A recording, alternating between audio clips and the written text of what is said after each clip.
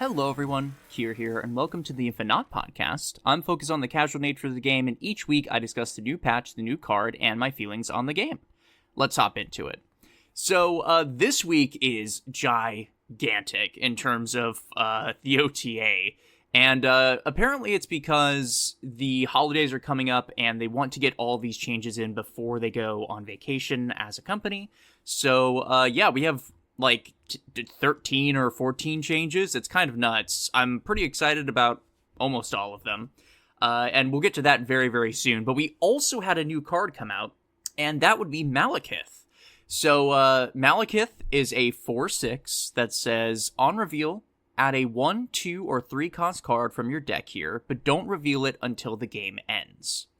And it should be noted, when this card was being looked into,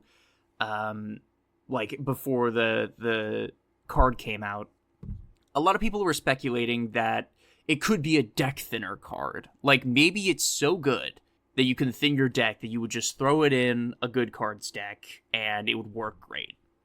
And I don't know if the jury's still out. This card is still pretty new, and I think that there's a lot of deck building potential, but I just don't think that that's the case, right? Like, a lot of the time, a good cards deck, you have cards that you're happy to play on too.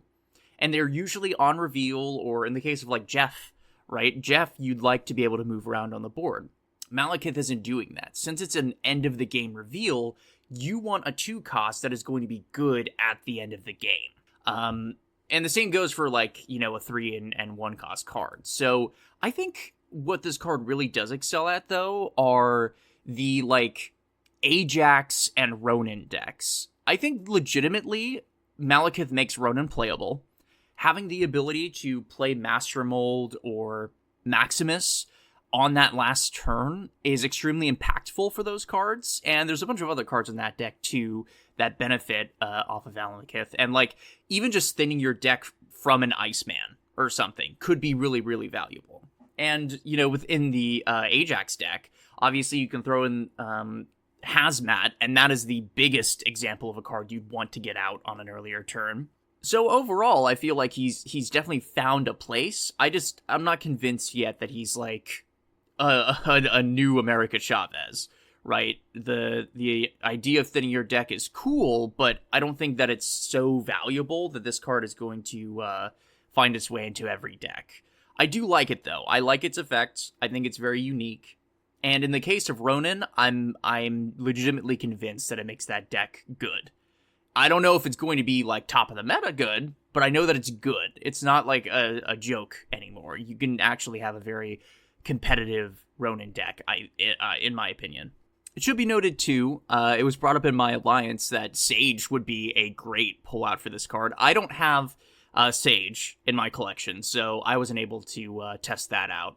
I was mostly playing around with the Ronin deck, but Sage is a great example of a card that wants to be played at the very end of the game.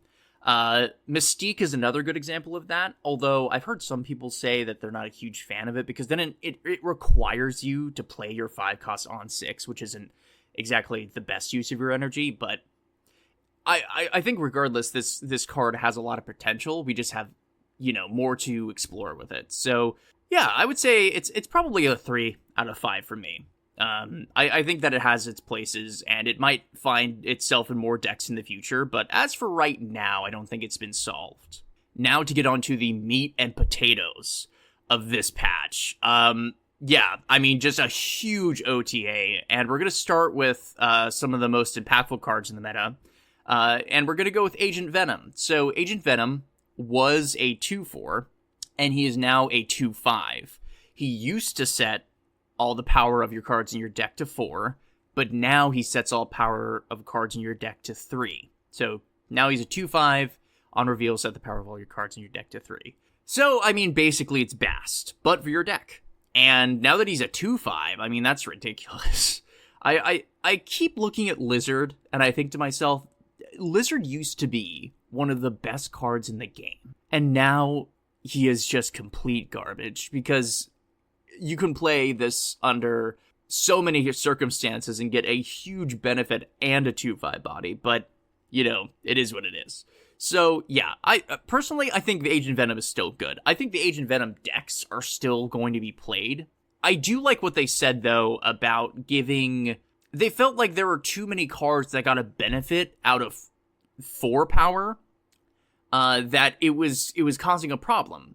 Whereas, like, setting your cards to 3, there are already a bunch of cards in the game and in this deck that are going to be 3 power at the start, so they're not going to gain a benefit from going to 3. So I like that, personally. I think the math checks out. If anything, we've learned that setting cards to 4 is very powerful, so they're going to have to be careful about that in the future.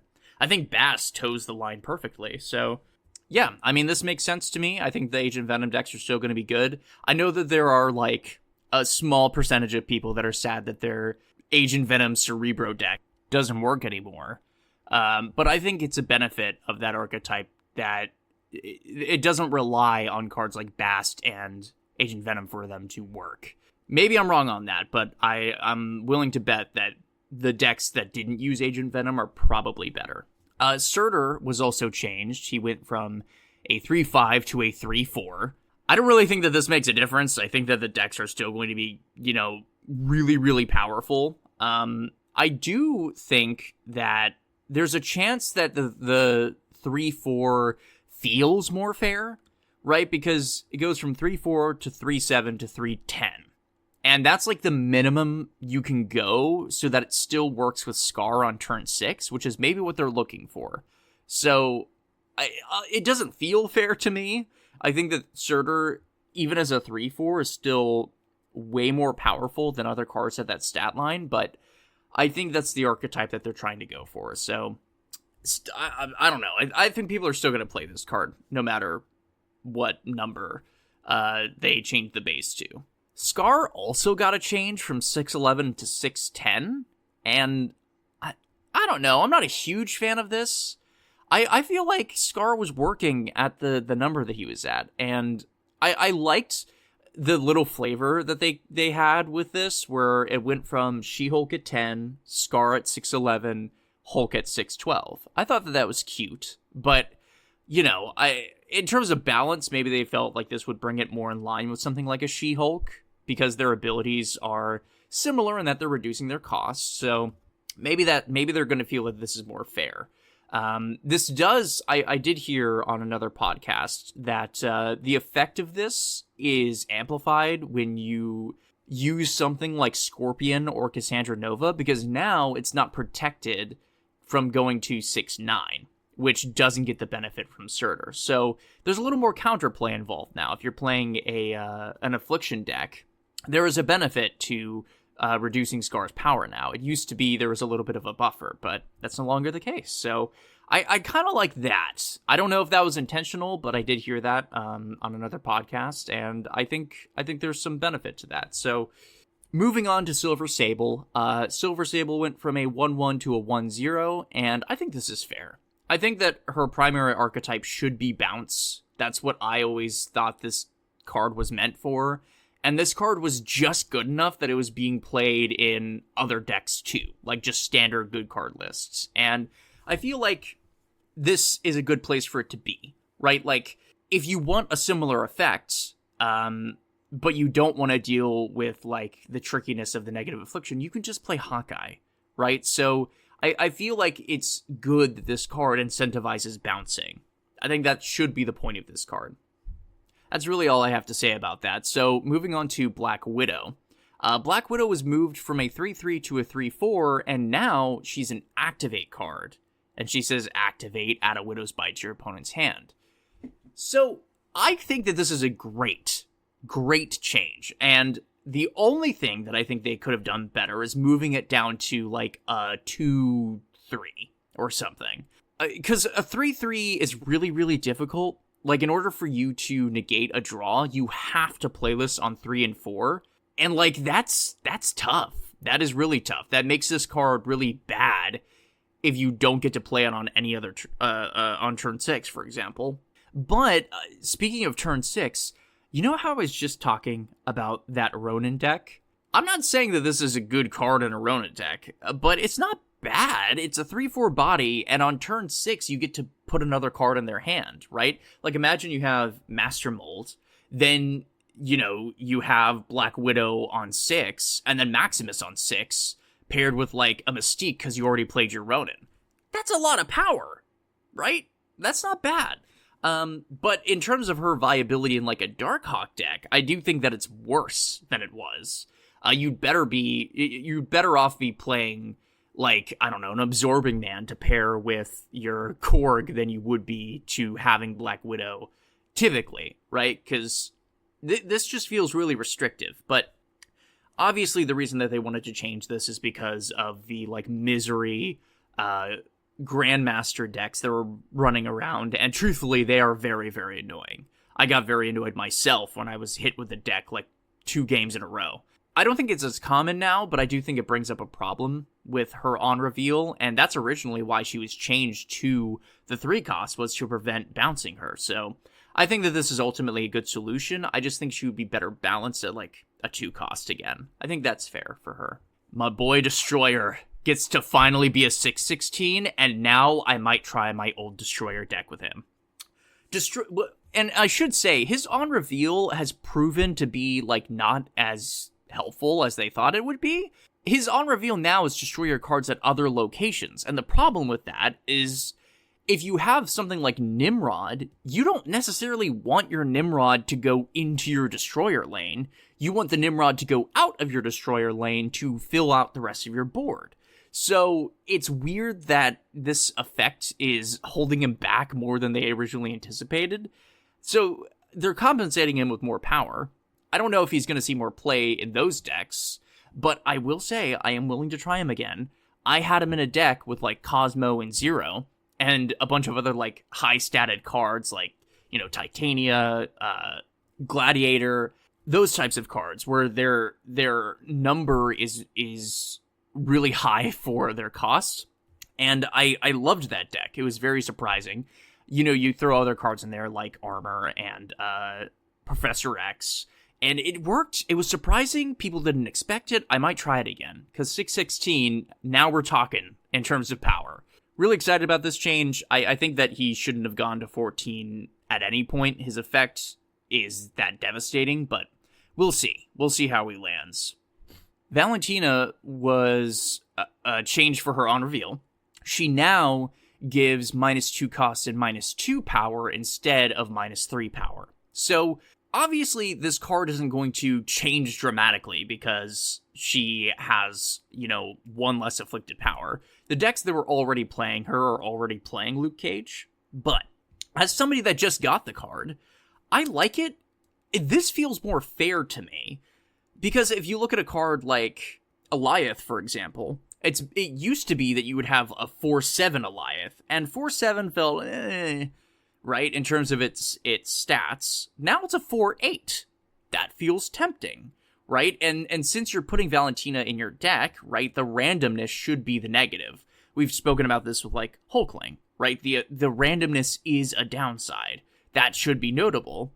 I'd be happy if Hulkling moved up. I still think that he's a good card, but the benefit of Valentina is that you don't have to commit so hard, right? So I like this. It feels more fair to me, especially for those 10 cost cards. Moving to 8 power makes it like a 4/8. That's good. And for the, like, 6/12s like Hulk, suddenly, now you're talking about a 4/10, which feels good, right? Like, that's nice. So I like this. I hope that they don't feel like they need to do anything else. I feel like this is fair. The Winter Soldier part of Bucky Barnes got a point of power, moving from a 2/6 to a 2/7. Bucky Barnes hasn't changed, so will this make Destroy decks now? I'm not convinced. The reason that people don't play Bucky Barnes is because it's true that you do get a ton of stats off of destroying him, but you oftentimes want to be able to re-destroy stuff or add incremental power to your null or something. So, like, Wolverine just fills that spot so much better.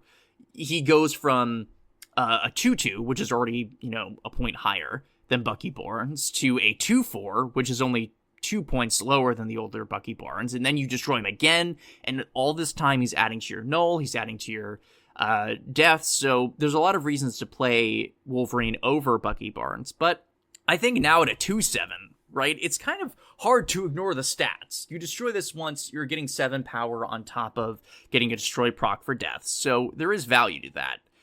I'm just not convinced that it's going to be an all-destroy list from now on. I think this does help lower collection players, and I do appreciate that. Like, a piece of this game that a lot of people forget about is in Conquest, you can get paired up with low collection rate players, and that's so unfair. I think it's okay for them to get a point of power here. Shadow King is going down from a 2-3 to a 2-2, and when he was moved up, I think we all knew, right? Like, it was too strong. Of course he doesn't need to be a 2-3. A 2-3 means that you can tempo out Shadow King on top of his insane ability. It just didn't make any sense. 2-2 is still very, very strong. And I think in the notes they talked about how it's not necessary to maintain Shadow King at an above average rate. And I think that they should have known that. I don't know. This is weird to me. He should have been a 2-2. That's how I feel about it. Okay, so Jessica Jones got a buff to her on reveal. She used to give +4 power if you don't play a card at this location next turn, and now she gives +5 power. So, effectively, she's a 4/10. I love Jessica Jones. I play Jessica Jones in a lot of my lists. I think that she's a solid card with an easy-to-move-around ability, especially because I like cards like Jeff and Hydra Bob, so her moving to a 4/10 just feels great. And the obvious benefit of a card like this as well is it gives lower collection players some 4/10s to play with, especially since Scar is so popular right now. Having another one that you can throw into your deck and experiment with is also valuable. And they do mention, because I feel like every time something is moved to 10 power, there is the argument that, well, now it can be Shang-Chi. And they've spoken about this before, but it's just reiterated here. The answer is no. Shang-Chi doesn't make having 9 power better than having 10 power. It's true that the win rate difference between 9 and 10 may be smaller than 10 and 11, but it's still an improvement to get the extra power in every case we've measured. So for them, statistically, it is proven that having more power is better, right? There are going to be games where Jessica Jones is Shang-Chi'd, and that's going to suck. But it's more often the case that you're just going to have a 10 power in a lane, which is very impactful. Obviously, I think this is going to be really great for lower collection players. And for me, I have a white border, like a white neon border on Jessica Jones. I have great art for it. I'm really excited to be able to play with her more. So 10 out of 10 change for me. I like this. Next up is Heimdall, and he's moving from a 6-9 to a 6-10. And this is where he should have been all along. Right? Like, his effect is not so powerful that it needs to be changed. I think that him at a 6-10 is just respectable. That means that he's like an impactful last turn play. Because other than, your basic move lists, there's a low chance you're playing him in another deck. But this makes it so there is a chance you might try it. Right? Like, there's a chance that 6-10 is just big enough where you go, maybe I'm going to throw this in, like, my bounce list, and now I have a way to shift my power instantly. That could be fun. So I like this. Crystal is moving from a 3-3 to a 3-4, and can I just say, I feel like she should just be a 3-5. I know they're scared of cards that increase the draw power of the game, but Crystal is just as effective as Wave, and Wave is a 3-5 that gives both players a discount, right? I feel like a 3-5 for Crystal would make her playable. Genuinely. 3-4 is not good enough, in my opinion, to make her playable. I feel like people are going to try her, then they're going to see that they're losing more, and they're going to cut Crystal for a card that gets more power on the board. I feel like 3-5 would do it, right? Maximus is a 2-6 that gives your opponent 2 cards. I think it's fair that Crystal is a 3-5. That's my argument. I'm going to say this changes mid. I really hope they think about getting her to 5 power in the future. So the next 2 changes are sort of tied to each other. So we'll talk about Agatha first because it leads into Thanos. So Agatha has a check change. She used to say, Agatha starts in your hand. She plays your cards for you on even turns. Now she says, at the start of the game, draw Agatha. She controls your cards on even turns. This is a good change because it's not changing her effects. It always worked like this, but it makes it more clear.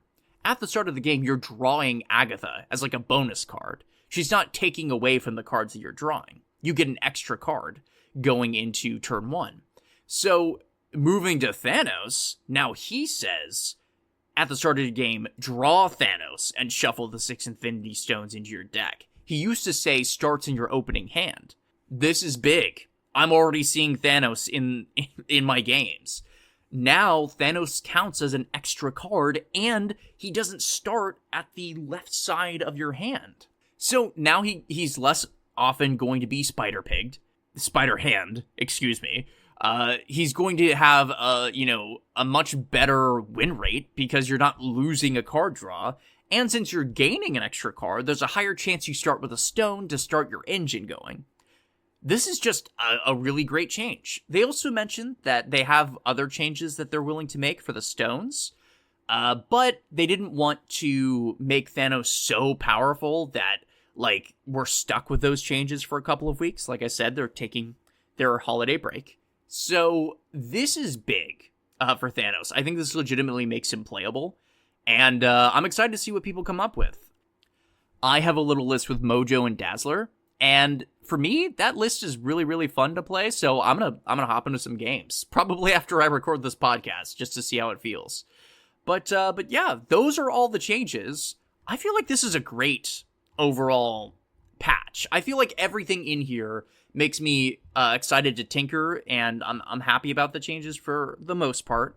There are a couple of numbers that I think is a little weird that they changed, but I'm overall very positive about this. I feel like they understand where the metagame is at. At least this kind of proves it to me. So yeah, I'm pretty excited about the game going forward. And please let me know what you think. There is a comment section that you can comment on and let me know about these changes. And if you don't want to do it there, I'm also on Blue Sky, so you can send me a message.